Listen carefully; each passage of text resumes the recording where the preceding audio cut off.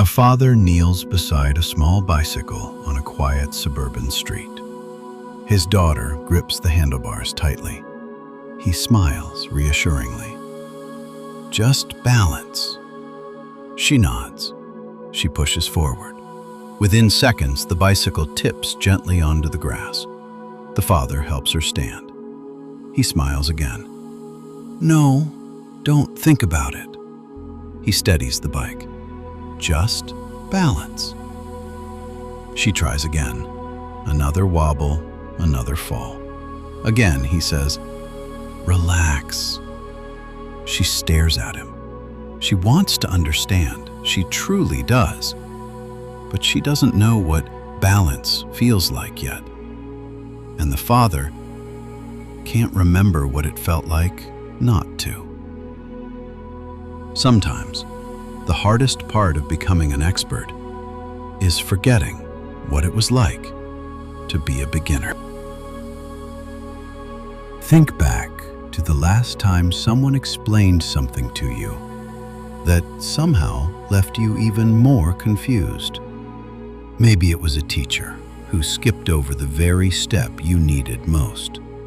A coworker who insisted, "It's obvious." A parent who simply said, "You'll understand when you're older." Or perhaps you've caught yourself saying those very same words. We often assume that knowledge makes us better communicators. Surprisingly, psychology suggests the opposite can also be true. The more familiar something becomes, the harder it can be to imagine not understanding it. This invisible blind spot has a name. Psychologists call it the curse of knowledge. And once you see it, you'll begin noticing it everywhere. Imagine standing at the bottom of a long stone staircase. Each step represents something you've learned.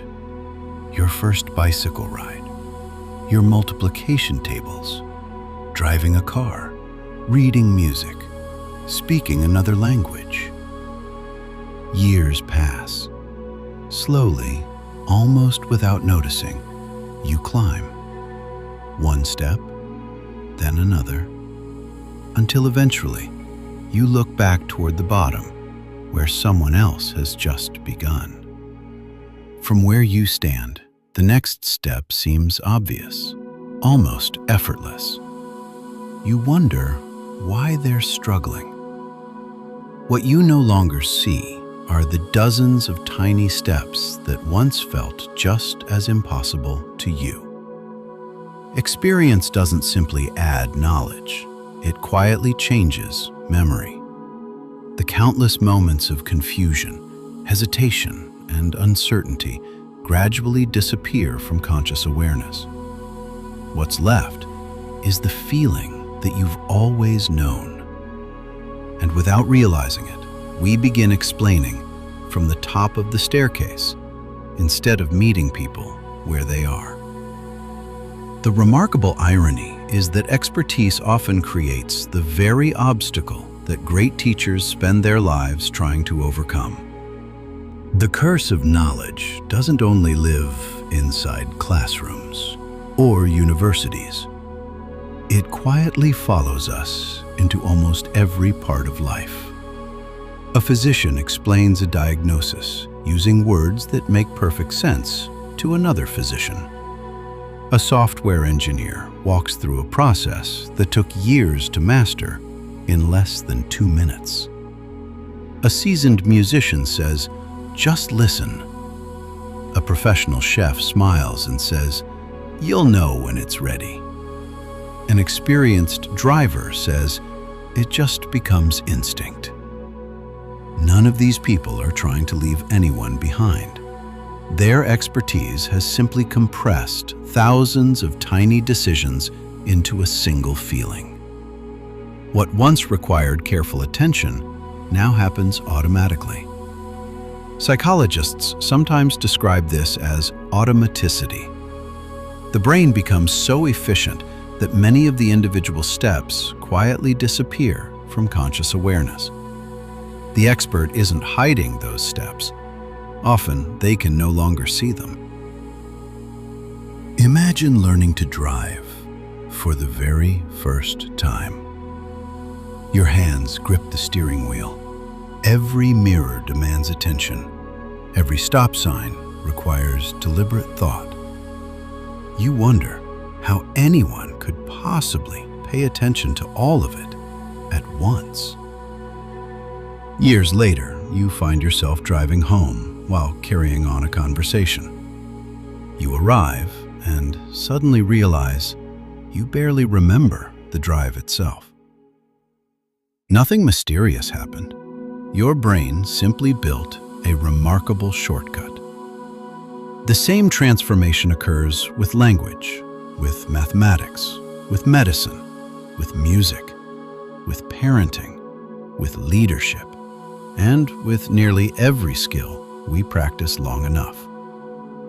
The danger isn't becoming an expert. The danger is forgetting that someone else is still standing where you once began.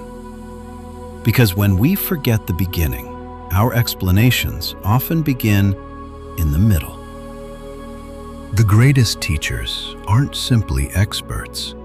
They're experts who still remember what confusion felt like. They remember the awkward questions, the forgotten steps, the slow progress, the quiet frustration of trying and not yet understanding. That memory changes everything. Instead of saying, "It's obvious," they ask, "Where would you like to begin?" Instead of giving the answer, they discover the next step. Not because the journey has become shorter, but because they remember how long the staircase once seemed. Perhaps the true measure of expertise isn't how quickly we solve a problem. It's how patiently we help someone else solve it. Knowledge may open doors, but understanding opens them for others. And sometimes, the wisest person in the room isn't the one who speaks first. It's the one who remembers what it felt like not to know. Every one of us is standing on a staircase. Some steps we've climbed so many times we no longer notice them. Other steps still stretch upward into the unknown. Tomorrow, you'll be the beginner in something. And somewhere else, without realizing it, you'll already be the expert. The invitation isn't to know more. It's to remember more. To remember your own first questions, your own uncertainty, your own slow beginning. Because when we remember where we started, we make it easier for someone else to take their very first step. And perhaps that's what wisdom has quietly meant all along.